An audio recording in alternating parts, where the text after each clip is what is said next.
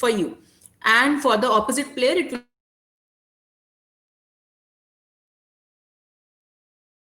minimize the opponent's win. So that was a minimax strategy which we were following, and that was a third approach for tic-tac-toe. Now that was an intelligent approach because you were actually using the some intelligent technique for formulating the next states, and that technique was generalizable, right? So the technique that we were using in the last approach for tic-tac-toe was generalizable to the 3D tic-tac-toe also. So it was an intelligent approach. Now let's do for another problem domain, that of question answering. Need a professional logo for your brand? So we went shopping for a new coat and she found a red one that she really liked. When she got it home, she discovered that it went perfectly with her favorite dress. So this is a short input text which is given to you, and there are certain questions which you need to answer. So what did Mary go shopping for? This is our first question. So here also again, let us try to formulate some approaches, and then let us try to see which is an intelligent approach and which is a non-intelligent approach. So the first program which we can formulate is, we have our question and we have some predefined question templates with us. Okay. So here if you see what did Mary go shopping for, we have a predefined question template like this. What did XY? So here this question template says what did XY? So the answer for this is XYZ. Okay, so if you have this kind of a question template, then the answer text pattern would be XYZ. So here your XY matches with this, Mary go shopping for, right? So you have this question, what did Mary go shopping for? And then you have this predefined question template as what did XY? So if you match the two, you will get XY as Mary goes shopping for. And then the answer text pattern is XYZ. So you have to fill that Z basically. Fine, so you have to fill the value of Z. So Mary goes shopping for Z, and you have to fill the value of this Z. So how you will fill the value of this Z? This is your text pattern. So you will match it with the input text. So when you match it with the input text, it's like this. Mary went shopping for a new coat. She found a red one she really liked, and so on. So this story is given to you. So if you see the first sentence over here, it is exactly matching with your text pattern. So your text pattern is Mary go shopping for Z, and the input text is Mary went shopping for a new coat. So that means you can fill the value of the Z as new coat, right? So your input text pattern, so your text pattern is basically matching with your input text. So that is why you can say that Z is nothing but a new coat. And this go is actually not matching with went, because in the story it is mentioned as Mary went, but you can say that the tenses are changing. Go and went are basically the same words with a different tense. So you can actually substitute go with went. So that's why this answer is Z is basically a new coat. That's how you get the answer for question number 1. Now, if you see for question number 2, what did Mary find that she liked? Can you find an answer of this? What did Mary find that she liked using this template example? So you have to have some predefined question template, and you need to answer this question. What did Mary find that she liked? Okay. So can you answer this question using using the template approach? Actually, for solving this question for using the template approach, you have to have a large number of templates. Actually, all possible templates you should have. So if you want to answer this question, what did Mary find that she liked? So for answering this question, you should also have a template like this. The template would be like this, that what did Mary find that she liked? So actually in the story, it is like this. She found a red one she really liked. So actually the answer is here in this sentence. She found a red one she really liked. But can you extract the answer from this sentence for this question? Just like that directly? If you do a direct matching, then you cannot find the answer to this question. Why? Can anybody tell me the reason why you cannot directly find the answer from this sentence using the template approach, a direct substitution approach?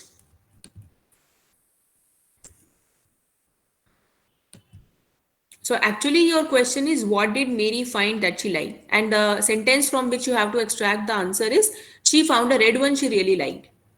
So can you do this by program number 1? Can you find the answer to this? No, because red one doesn't specify the red coat. Okay, this is one thing which Nitin has pointed out, that because red one doesn't specify a red coat. Any other significant observation why you cannot compare the answer from this? Why you cannot get the answer from this sentence?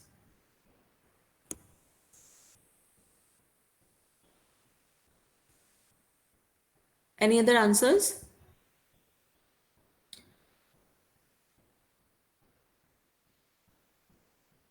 It is in passive voice. Okay, fine, right. So actually this is also one significant observation, that it's written she found a red one, but we don't know who is this she. Is it actually indicating Mary? So we don't know actually. So if you do a direct substitution, then you should know that she means Mary, right? So you should know the context of this sentence, but that is not there in the program number 1. In program number 1, you are directly matching it to a question template. So either you should have a template like this, which specifies that between this find and that she liked, you have to insert the object, right? What did Mary find that she liked? So you should have an object, that means she found a red one. So between find and this modifying phrase, that she liked. So between the word find and the phrase that she liked, between these two you have to insert an object, right? So if that question template allows the insertion of the object between this word find and this modifying phrase that she liked, between these two, if you can insert the object, suppose let us say some Z object, then you can given in the input text, right? And also one more thing, the question template should allow the replacement of this she with Mary, right? This is one more thing. And the other thing is it's written she really liked. It's written she really liked, but in the question it is written she liked. Fine. So you should insert that really word also between she and liked. So if all these constraints are incorporated, then only the question template would be able to be designed in such a way that it can answer your question. Right? So the question template should be like that it actually allows for the insertion of object of find between the word find and that she liked. Fine, this is one important thing. And the other thing is Mary and she are the same thing, that also should be indicated. And the insertion of the word really should also be there in the question template. Then only it will match exactly the input text. And then only you can extract the answer. So this first approach is actually quite inefficient because it's a direct matching, which is not working in the simple question answering also. It's not actually successful. So now we go ahead for the program number 2. So in this program, what we are doing is we are trying to extract the meaning of the sentence in the form of a structured representation. Fine. So we are trying to create a structured representation for a sentence using some meaningful representation. So what we are doing is from the input text, we are trying to extract that what are the events which are happening in that story and what are the things which are there in that story. Fine. So in that story, or you call it as the input text, if you see here, it is written Mary went shopping for a new coat.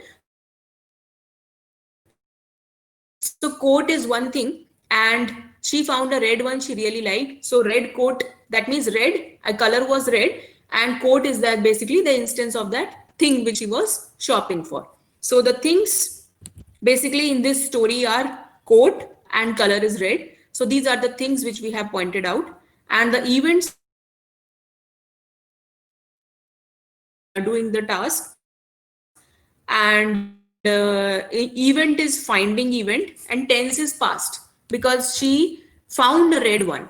So it's a past tense. So we have also mentioned the tense is past, and event is basically instance of the event is finding event, and agent is Mary. And what she is actually finding, the object is that thing. What are the thing? The coat and the color is red. So basically you have tried to extract the gist of the story in the form of a structure.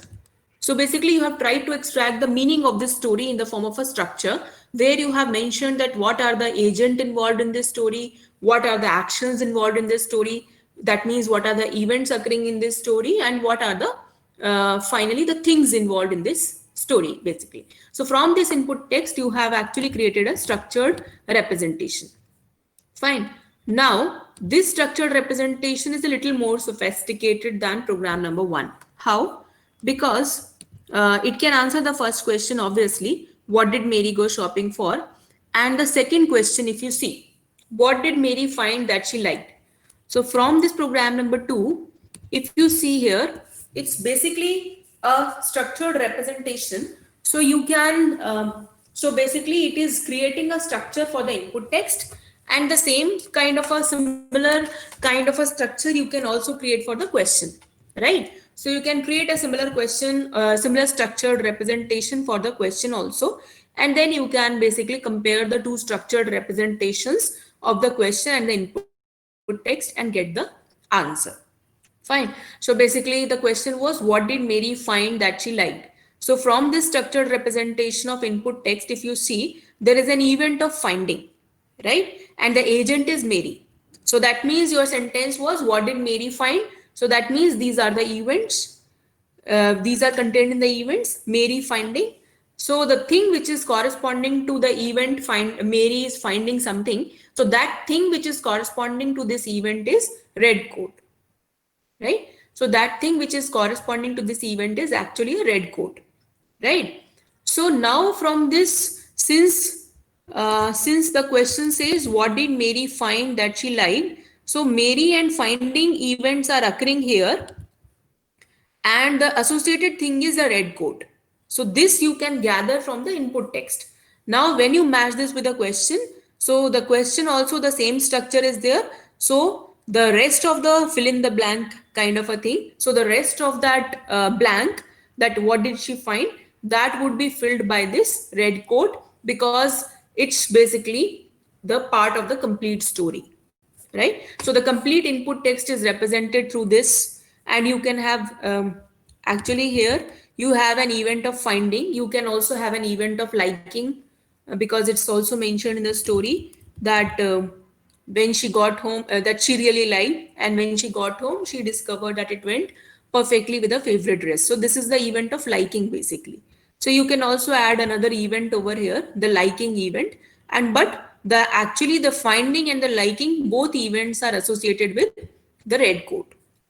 So that is clear from this structured representation of the input text.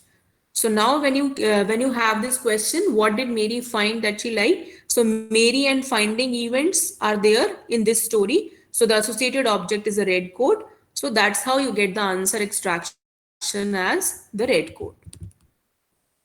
Is it clear, students, how we got the answer in the second approach as a red coat?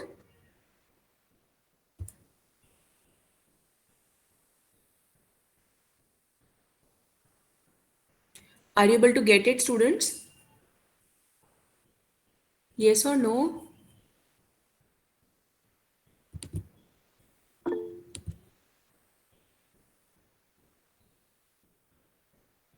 Okay, fine. Okay, fine. So now let us talk about the third question. Yeah. Okay, so Nitin is asking something. If there was another event that Mary found the object that she doesn't like, yes. So then you have to add that thing also here. So in that structured representation, that object would also be there, right? And that object would be associated with the event of not liking. Okay, so in that case, you have to specify that which event is which thing is associated with which event. So in that case, you have to specify another event of not liking, and you have to associate some other thing which will be associated with that not liking event. So when you want to answer a question that what is that which Mary is not liking, so you will go to the corresponding event and then fetch the corresponding thing. So it's basically an association between events and things. It cannot be like all events and all things together. It will be basically an association that which thing is belonging to which event. Fine. So that is basically a sophisticated representation again, and we will also study that when we study further in AI. This is called as a slot and filler structure. So actually, whatever this events and things and this structured representation that we are discussing, that is called as a slot and filler representation. So we will study that when we study semantic networks, that what are slot and fillers and how do we connect basically the entities and the events and basically the different things, how we connect them in a map form so that we know that which event is basically connected with which thing. So which entity or which thing. So that we will study when we do the semantic networks. For now, you can just understand that events and things are basically not independent, they are dependent things. So that is why in event 2, so if you see here in event 2, the object is thing 1. So just see carefully, students. Just see here in the event 2, the object is thing 1, right? And that thing 1 is red code. So that's how they are connected actually. The event 2 is connected to thing 1, right? So that is why in this finding event is connected to the red code. But if you have another event 3, which is the liking event, then the object would be some other thing, not thing 1. Fine. So if you have, let us say event 3, let us say some event 3 of not liking. So that event 3 of not liking will have an object of thing 2. It will have object colon thing 2. Fine. And that thing 2 will be something else. So that's how the events and things are connected. Even you can see the connection here also. Inside event 2, I have written the object as thing 1. So that's how event 2 and thing 1 are connected. Are you able to get it, Nitin?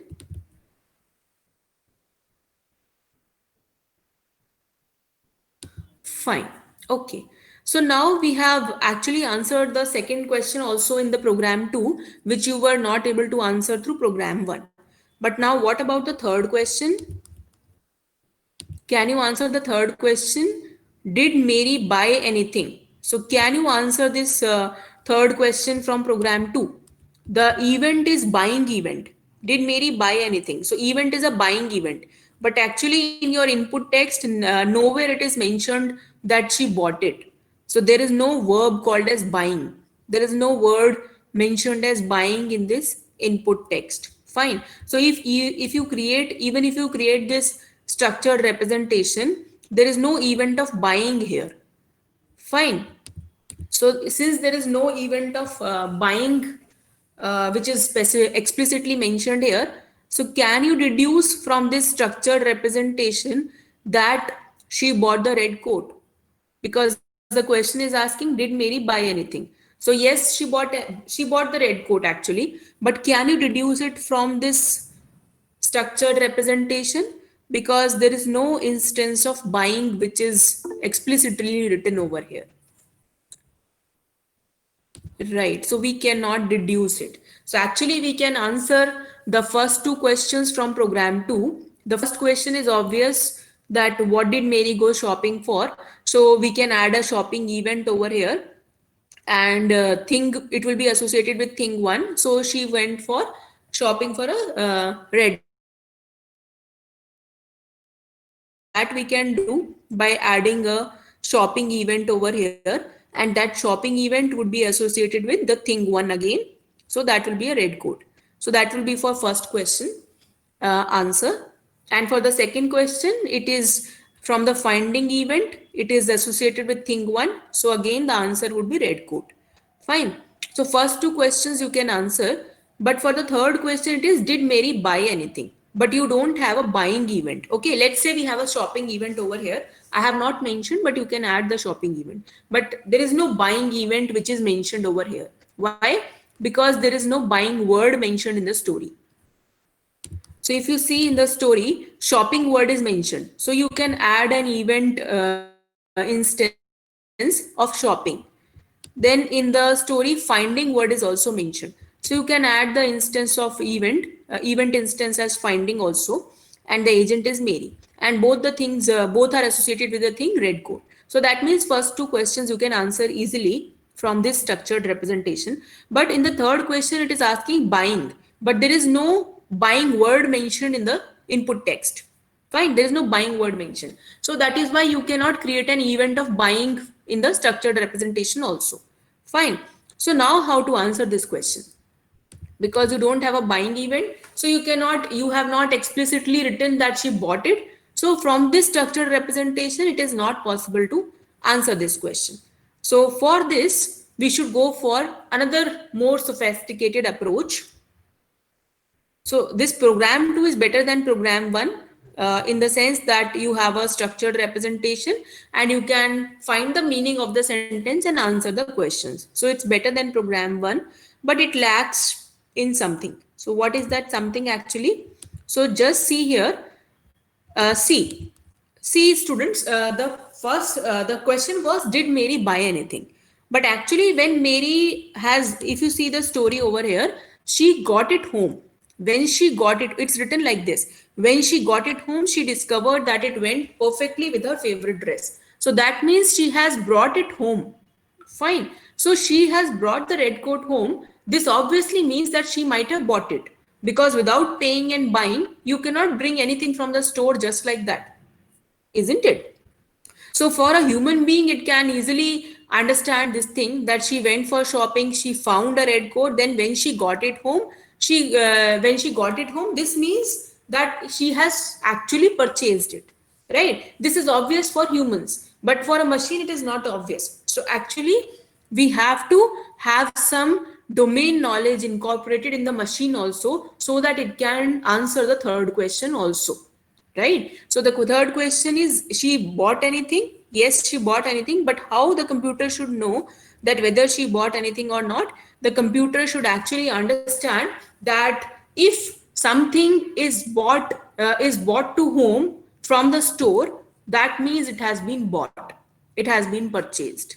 So that knowledge, it's called as a domain knowledge, it's called as your extra knowledge, like common awareness. So that domain knowledge we should have, that's called as a background world knowledge also. So that background world knowledge will tell us that if something is purchased, then only you can get it home, right? So that background world knowledge, if you incorporate, that becomes your program 3. So in the program 3, you are trying to incorporate the background world knowledge also. Fine. So here you are taking two situations. Customer, C stands for is for that merchandise, basically that good which you want to purchase, and L is the store. Fine. So there are two situations. Customer finds that good or the merchandise which he wants to purchase. So customer finds the merchandise, so customer does not purchase it, so customer leaves the store. This is one situation. Other situation is the customer wants to buy it, so customer buys the merchandise, then he leaves the store and then he takes the merchandise. Fine. So if you are at this state, C takes M. So suppose you are at this state, C takes M. That means the customer has taken that merchandise. So in our case, Mary has taken the red coat to the home, to her home, right? Mary has taken the red coat to her home, right? So if you are at this state, C takes M, that actually implicitly means that you have bought M. So because after C buys M, then only C can leave L and then only C can take M. So if you are at this state, C takes M, then it obviously means that C has bought M, right? So basically, if you are at the state where you have taken that good, customer has taken that good, that means implicitly that customer has bought that good. He has paid for it, right? So from this, so this is a kind of a background knowledge that you should feed into your system, so that the system can understand that if Mary has bought that, has basically got that red coat home, then it obviously means that she might have purchased that red coat. So the answer to that question is yes, Mary bought something. She bought a red coat basically. So yes, she bought something. Fine. So this is only possible when you incorporate this background world knowledge into your input text. So basically your input text. So basically your input text, this is your input text, this 3-line sentence. So this 3-line sentence, you have to basically augment it. You have to add some additional knowledge into it. So that augmentation or inclusion of additional knowledge, that would basically, that additional knowledge would basically make this text as a augmented text, or you can say an integrated text. Fine. So that integrated text would you will have some integrated text based on the additional background knowledge, and then you will create the structured representation out of that integrated text. Fine. And then you will see the answer to your question. So when you create that integrated text and the structured representation, did Mary buy anything? So it will be not an ambiguous statement. It will be a clear statement, because in your integrated text, you will also have the information that if she had got it home, this means that she has bought it. So from this additional information, you can easily answer this question, and it will not be an ambiguous answer. So you can clearly answer this question. Okay, so this background knowledge incorporation is generally done by sequencing the events. So you basically mention the sequence of events that occur one after the other. Fine. So if you are mentioning that C buys M, then after that C leaves M, then after that C takes M. So from this sequence of events, you can understand that this story has to occur in this order only. So if you are on the last event, this means that the event C buys M has already occurred. Fine. So this sequence of events, we when we arrange the events in a sequential manner, or you can say in a stereotypical manner, it's called as a stereotypical events. Stereotypical events. Just see the chat box, students. Stereotypical events. So basically, stereotypical events means that basically one event is causing the another is causing the third one. So basically, there is this chain of events, one after the other. So that's called as a chain of events, one after the other. So it's basically there is a structure which we call as scripts. Just see the chat box, students. So this structure is called as scripts. So whatever I have represented over here, this diagram kind of a thing, this diagram is basically called as a script basically. So what is a script? Script is nothing but a stereotypical sequence of events. Okay. So when you represent your background world knowledge as a stereotypical sequence of events, that's called as a script. And that script is basically used to answer the questions which are not very answer the questions in which the input text is not very obvious. So in the input text, the answer is not obviously mentioned. It's not implicitly mentioned. So sorry, it's not explicitly mentioned, but implicitly you know that what will be the answer based on this background world knowledge. So when you represent your background world knowledge as a script, you can get the answers which are not implicit. Those answers also you can get. Fine. So this is your third approach, and this is the most sophisticated approach. So this is the most sophisticated approach. Why? Because it's actually incorporating the domain knowledge in your decision making. Fine. So when you want the answer to the question, did Mary buy anything? You are actually using the domain knowledge for answer extraction. So this using the domain knowledge or the background knowledge, that is again a very important feature of AI. Fine. So because it's you are using AI features over here, so this program number 3 actually becomes an intelligent approach. Fine. So let us conclude over here, students. So in the tic-tac-toe problem and question answering, both these problems we studied, and then we tried to make out the difference between the intelligent approaches and the non-intelligent approaches. So out of these, for these two applications, tic-tac-toe and question answering, the third approaches of both of them were actually intelligent approaches. Why I'm saying the third approaches were the intelligent approaches? Because if you see the this question answering system, we used actually the domain knowledge and for inferencing. And in the tic-tac-toe problem, the third approach was using the minimax game playing strategy. So it was actually the strategy, the main advantage. The main advantage of this strategy was that it was basically exploiting this minimax search. So what it was actually doing was it was checking all the next possible states, and then it was choosing the best one, right? So it was So it was choosing the next. Uh, Vijay, you want to ask anything? No, ma'am. Okay. So basically, in the tic-tac-toe problem, in the third approach, you were actually finding out the next possible states. And from all the next possible states, you were finding the best one to move. Fine.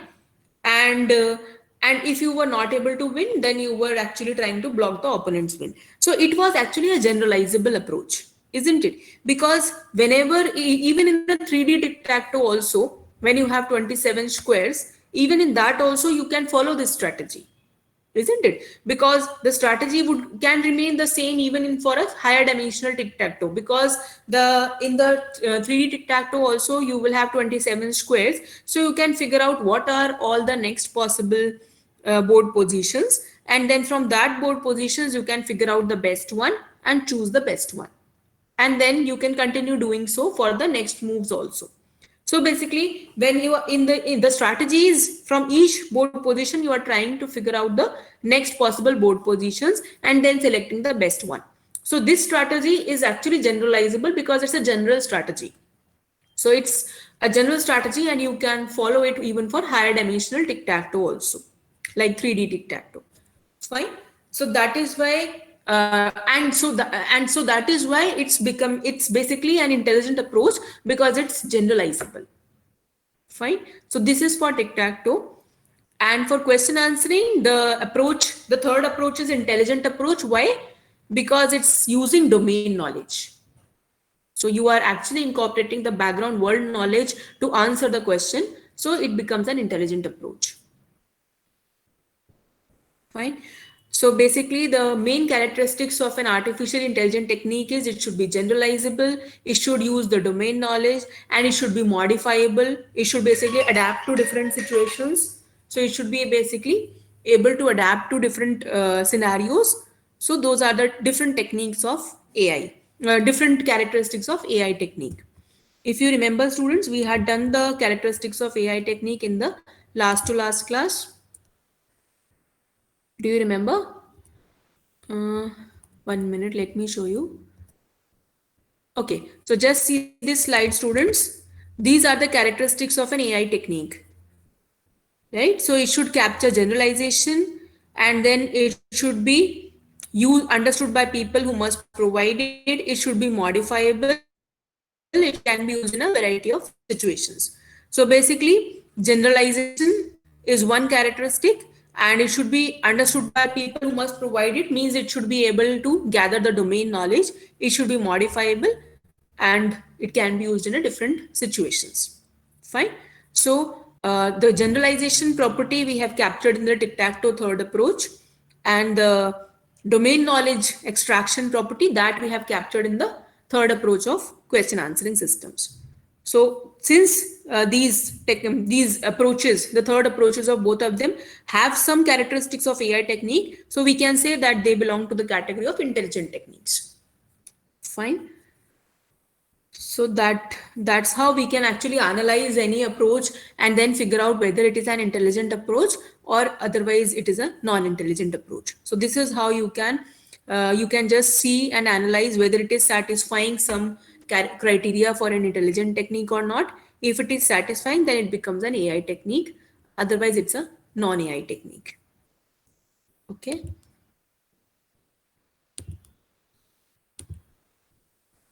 Are you able to understand, students? We have completed the basically the AI technique characteristics, and then we have done two examples, tic-tac-toe and then the question answering example. And we have tried to understand the difference between a AI and a non-AI approach. Are you able to get it, students?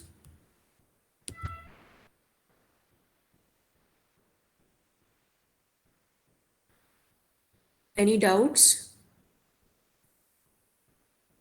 Can we continue further? Any doubts you have, students?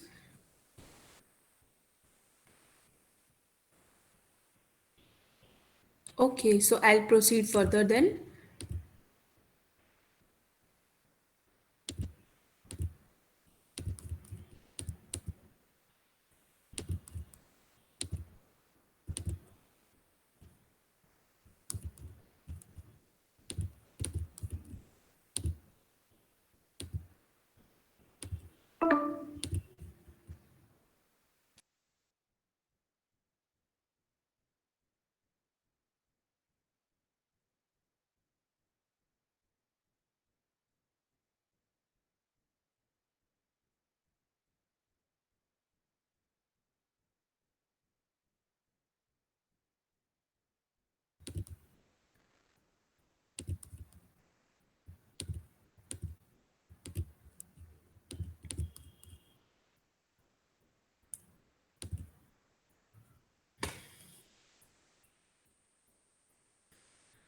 So now let us start, students, with the other concepts of problems, problem spaces, and searching techniques.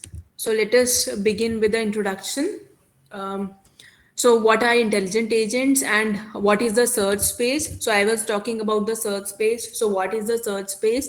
What is the initial state? What is the goal state? And how we proceed from the start state to the goal state. So that we will study. And then what are the different type of searching algorithms? And then we will also study the water jug problem. And then what is a production system? So let's start. So as I told you, how is AI different from, how is an AI technique different from conventional programs? So we have already discussed this thing. First of all, the first and very important thing is that it does not test all the combinations. Okay, so this is a very important thing about AI. AI does not test all the combinations. So if you test all the combinations, that's a non-intelligent approach.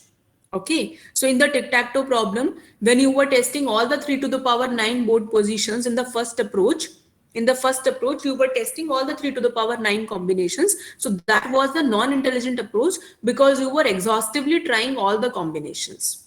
Fine. So you were saving all the combinations. So that is a non-AI approach. So AI tackles the problem of the possibilities. It is called as combinatorial explosion. So you are testing all the combinations. So that's a non-AI. So it's different from conventional approach because it tackles the problem of combinatorial explosion. You don't test all the possibilities. And it uses intelligent search rather than algorithmic search. So this is important thing. It uses some strategy. It's not that you are, it's basically some intelligent search rather than following some algorithm. Like in the second approach of tic-tac-toe, you were following an algorithm. Basically, the algorithm was that the first player X was playing in the corners and the second player O, it was actually trying to play in the non-corners and the center. So the second player was trying to play in the center and the non-corners, and the first player was trying to play in the corners. So this was a strategy that they were following. So this is an algorithmic search. They were following some algorithm. Based on that algorithm, whatever there was there in their mind, let us say, they were doing the moves. They were making the moves, right? So it is an algorithmic search. Again, it is not an intelligent search, right? Why? Because in intelligent search, you will basically follow an approach that is something which you can generalize for other situations also.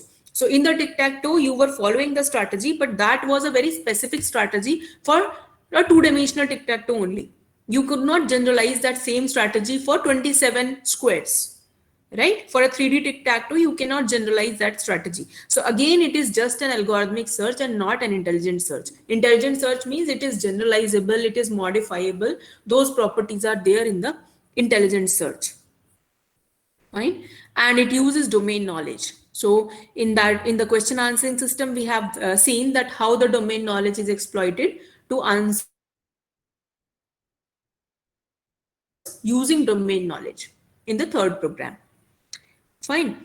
And then it has the capability to learn and improve. So it should be the case that the AI technique, whatever you have designed, that can improve itself. So if it is producing a wrong answer, then in the next iterations, it should be able to produce the correct answer. So it should be able to refine its results as the iterations go. So it should be able to refine its results. For example, when you play some game, by the course, when you start playing at that time, you don't realize that what will be the consequences of your first move. But then after some time, you actually when you are actually aware of all the rules and you try to refine yourself, so you play very carefully, right? So this is how a human does. Can a machine also improve itself? So it's basically that with passing time, can it improve and correct itself? Whatever wrong predictions it has done, whatever wrong classifications it has done, can it improve itself? So that is an AI technique. And it can also handle the incomplete information, incomplete, uncertain, or irrelevant information. For example, sometimes even if you don't have the complete set of states possible, fine. For example, Let us say you don't have all the states possible with you. For example, you have, let us say you have a tic-tac-toe game only. In the tic-tac-toe, you are at one particular state, and from that 10 more states are possible, but you don't know the remaining 5 states. You know only 5 states, let us say. Okay, so let us say you are aware of only the next 5 states, but there are 5 more states possible of which you don't know that what are those next 5 states. Fine, but actually those next 5 states you don't require, because those next 5 states are actually worse than these 5 states. So even if you choose even if you choose your next move from these 5 states, it will actually be the best move only for you. So you don't need to actually go to those other 5 moves because they are clearly worse than these 5 moves. So even if you ignore those other 5 moves, you are still at the same position, or you can say the same next move as you would be if you have all the 10 moves. Even if you have incomplete information, so you don't have all the 10 possible states with you which are possible in the next state, you don't have all the next 10 possible states with you, but still you can figure out a good solution. Still you can figure out the good, or you can say the best solution. So that is AI. So even in the presence, even in the absence, even in the absence of the other 5 moves, can you find the same solution which you could have found if you have all the 10 next possible states with you? If you can do so, then that solution finding approach is basically an intelligent approach. So that approach characteristic is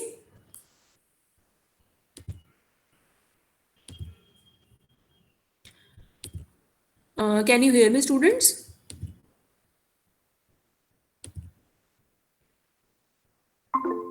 Okay, I'll continue.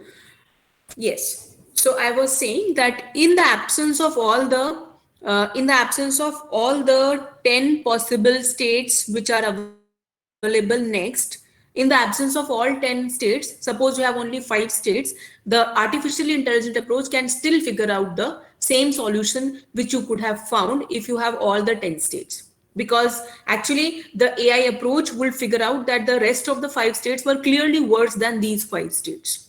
So even it can ignore that part of the solutions and still figure out the same solution without those 5 moves. So that is called as handling the incomplete information. Okay. So that is called as handling incomplete information. So this is how, these are the basic characteristics of AI technique and how it is different from the conventional techniques. Now we study, so that was about AI characteristics. Now we study how we solve a problem in AI.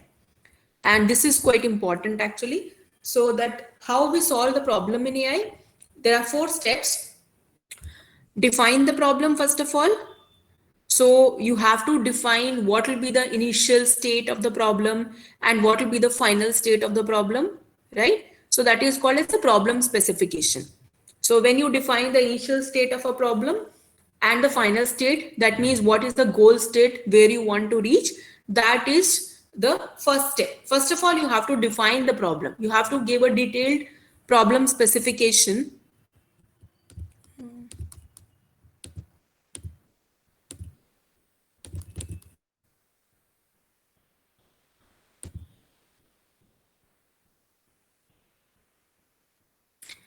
Yes. So basically, you have to give a detailed problem specification of what is the initial state of the problem and what is the goal state or the solution, or you can say the final state for that problem. For example, in your chess game, okay. For example, in your chess game, you have your initial state, like initial board position. You know that all the pawns have to stand like this. The other players have to have this board position. So these board positions will be the initial state of chess. Now the final state of chess would be when when you have basically done a checkmate kind of a thing. So your king is only the leftover one, and you have basically given a checkmate to that king of the other player, opponent player, right? So that will be the winning state for you. So that particular board position would become the final state, or you can say the goal state for chess. So first of all, for solving a problem through AI, you should define that this is my final initial state and this is my goal state. So this is one first thing. Then the second thing is analyze the problem. So analyzing the problem means some important features are there which actually can have an impact on how you solve the problem. Okay. So analyzing a problem means that, for example, let us say you are trying to do integration. Okay, integration problem, if you do this symbolic integration, so basically in the integration, it you can divide. Suppose you want to integrate x square plus 3x plus 2.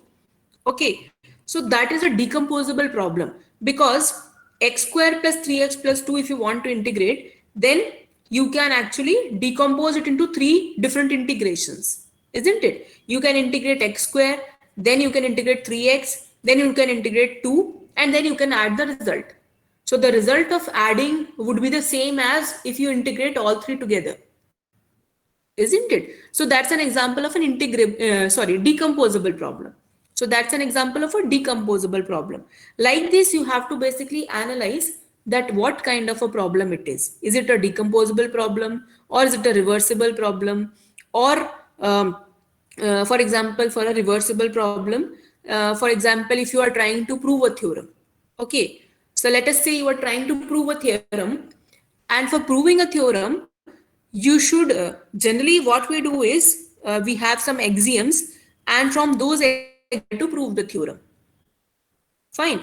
Now, sometimes, or you can say generally, what we do in theorem proving is we start from the backwards. We start backwards, right? So what we do is we start with the theorem which we want to prove, and we try to reduce the basic axiom from it, isn't it? We start with a theorem which we want to prove, and then we then we try to find the then we try to basically get the basic axiom from it. Have you done that, students, in your maths while theorem proving? I think all of you might have done this backward tracing. Have you done it? Have you tried to solve theorem proving by using backward approach?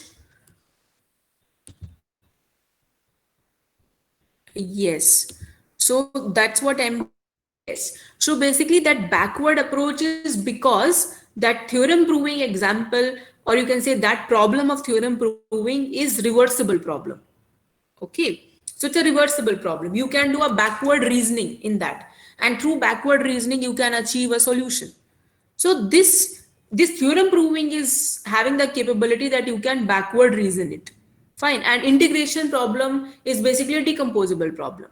So like this, you have to basically analyze the problem first of all. And then you have to figure out that it is what kind of a problem. Is it a decomposable problem, reversible problem? So different features of different problems will help you to find the problem solving strategy for that problem.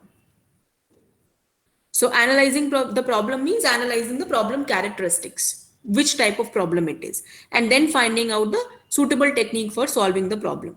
So the third one is isolate and represent the background knowledge needed in the solution of the problem. So basically in the third step, you are trying to find out the domain knowledge. So domain knowledge is almost essential in every problem. Without having a domain knowledge, you cannot find out the answers. You cannot solve the problem without domain knowledge. So extract the domain knowledge. And the last step is choose the best problem solving technique and apply it to solve that particular problem. So first of all, you define the problem, the initial state and goal state. Then you analyze the problem, characteristics of the problem, what type of problem it is, reversible problem or a forward reasoning problem or backward reasoning problem. So those things you analyze to develop your problem solving strategy. And then you find out the domain knowledge, you extract the domain knowledge for that problem. And then finally, you choose the problem solving technique and apply it to solve that problem. So these are some very important steps for solving a problem in AI. So state space, what is state space? It's basically the all possible states which are there. So all possible states which are there when you are trying to solve the problems, that is a state space.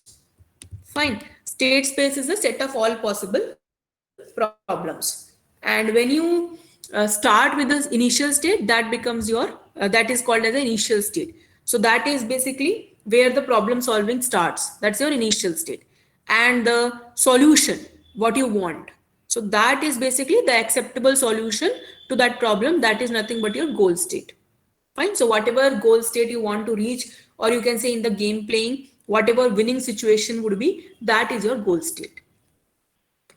So in a state space, then initial state and goal states, and then how to reach this goal state? You will reach it through a path basically. That path will be starting from the initial state and going through a set of many different possible states and finally reaching to a goal state.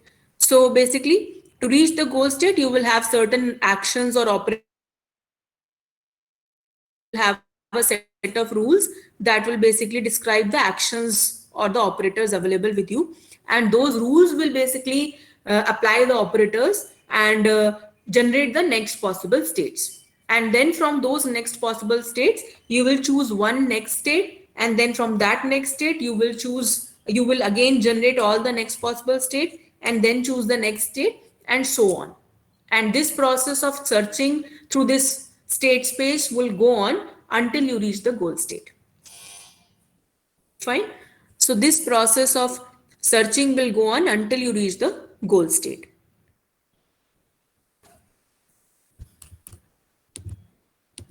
Okay. So basically the state space is basically the set of all possible states. When you start with a state, that is your initial state. And when you when you reach the final state, that's your goal state. And from when you want to go from initial state to goal state, then you will have to apply certain rules to find the next possible states. So those rules are basically the actions or the operators which are available, and those operators, when you apply, those will generate the next possible states. From those next possible states, you will basically choose a next state, and then from that next state again you will generate the next possible states, and then again choose a next state, and so on. So this process will go on until you finally reach a goal state.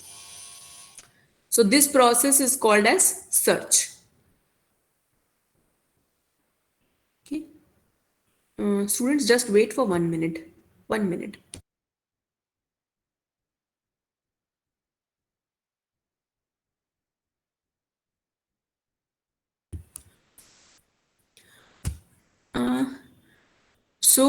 So this process of basically going from the initial state to the goal state is called as searching.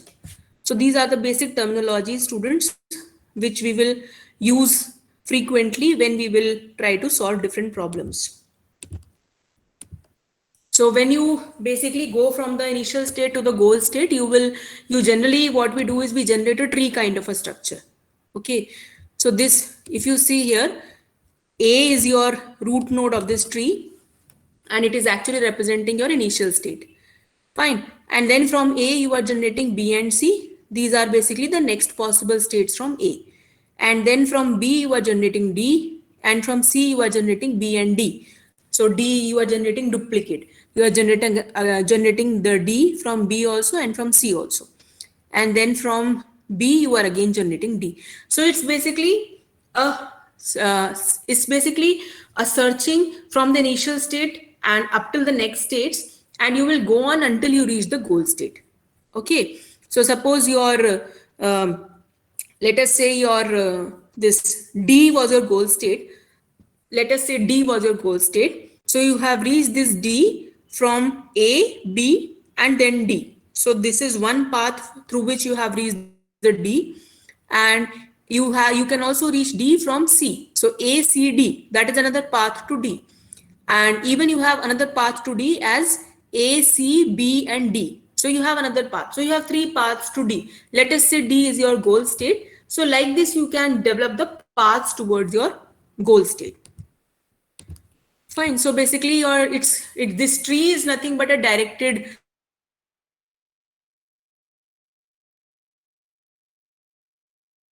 So tree is nothing but a directed acyclic graph, right? So if you see on the left hand side, that is a directed graph which has cycles also. When you convert it into an acyclic graph, it becomes a tree. Fine. So generally, when you formulate a state space tree, that is nothing but a directed acyclic graph, where the nodes are representing your states and the paths are representing the operators that you want to next stage because you want to finally move towards the goal state. So this state space representation can be made in the form of a tree. When you have cycles, it's a graph, but when you represent the state space, generally we represent it in the form of a tree only. So general representation is always in the form of a tree only for the state spaces. So from this you can understand that A is your initial state and D is your goal state. Okay, let us assume that D is your goal state. So you are going to D from three different paths. You can go to D from ABD, and then from ACD, and then from ACBD. So three different paths can be there towards your goal state. So like this, from this tree you can understand that what is the path for reaching from initial state to a particular goal state. So this tree is called as a state space tree. For example, for the chess also, you can basically formulate the opening position. The opening board position would basically be your initial state, and then you have the winning position as your goal state, and then you will apply the rules of the chess game in order to get the various intermediate board positions. And that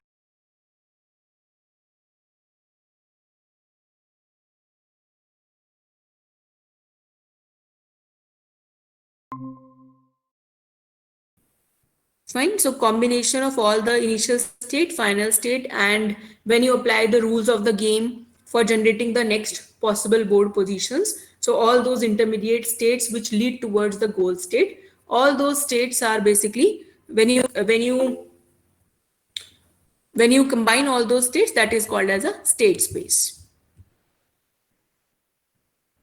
Okay, so what will be the goal state in question answering? One student is asking. So what will be the goal state in question answering? The correct answer, right? So the correct answer for that question is your goal state.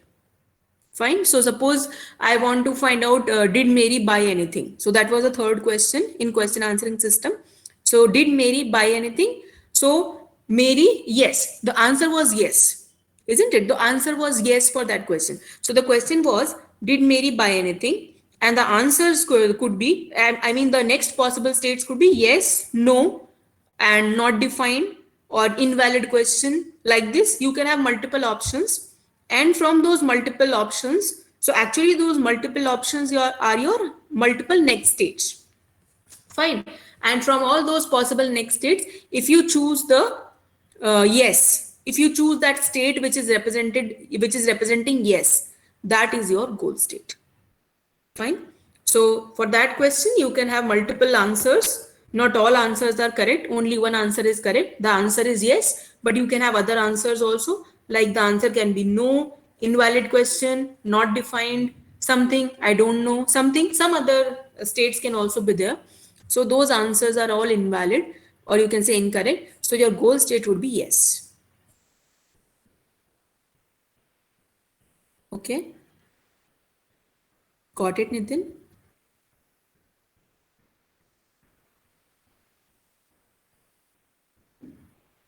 Nitin, are you able to get it? Okay, fine. Okay, fine. So basically, these are some of the standard terminologies. Students, you should remember these terminologies. These are very important when you do any AI, any problem solving through AI.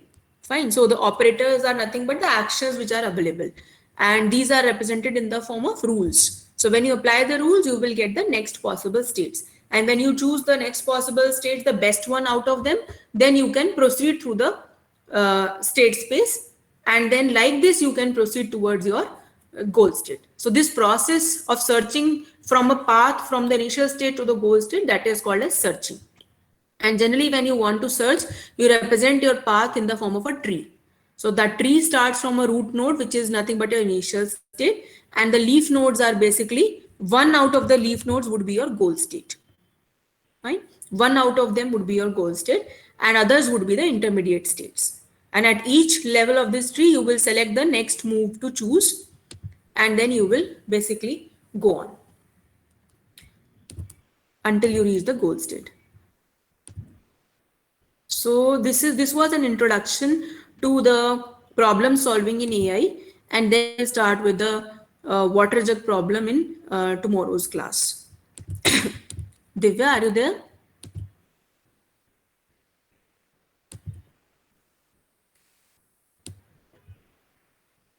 Divya? Yeah, Divya, please take the attendance.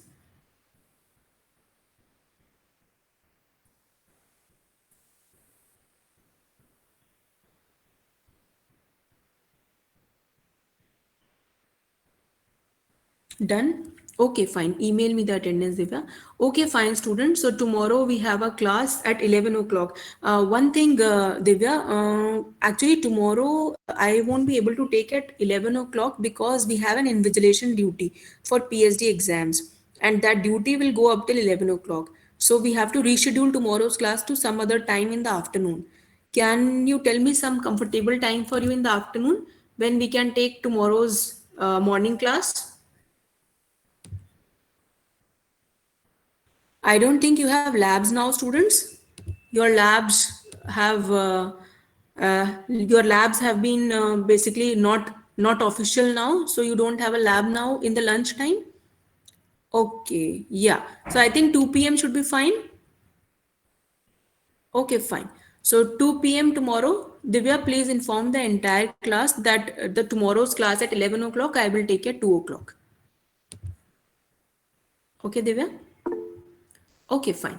Okay, thank you all of you. Thank you.